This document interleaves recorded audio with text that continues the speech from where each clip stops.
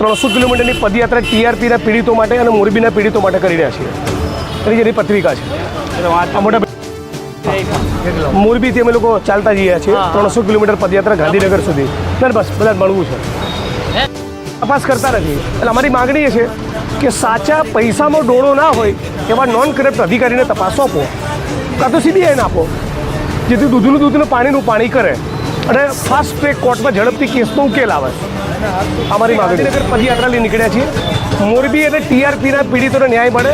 અને વડોદરામાં હરડીકાંડ થયો, 14 બાળકોની કેપેસિટીવાળી બોટમાં 31 બાળકોને બેસાડ્યા, બધા બાળકો મરી ગયા છે. એટલે એમાં બી બહુ બેદરકારી હતી. ફરી આવું ન થાય એના માટેની મહેનત કરી છે. રાજકોટમાં અગ્નિકાંડ જે થયો હતો એના સંદર્ભમાં ન્યાય યાત્રા લઈને નીકળ્યા છે. મોરબીથી ગાંધીનગરની 300 કિલોમીટરની યાત્રા. હા, યાત્રા આખી પદયાત્રા છે કે એ લોકોને ન્યાય મળે. જે સાચા અધિકારીઓ છે એમને તપાસ સોંપવામાં આવે, આ લોકોને યોગ્ય વળતર આપવામાં આવે અને જે દોષિતો છે એને સજા આપવામાં આવે. એમાં 135 લોકો મરી ગયા અને ટીઆરપીમાં આપણે જે આગ લાગી હતી ને એમાં 27 લોકો. આ બધા પીડિતોને ન્યાય બને એના માટે આખી યાત્રા લઈને અમે લોકો નીકળ્યા છીએ. સાચા અધિકારીઓને તપાસ સોંપો, જેથી દૂધનું દૂધ અને પાણીનું પાણી કરે. એ અમારી માગણી છે. સપોર્ટ કરજો.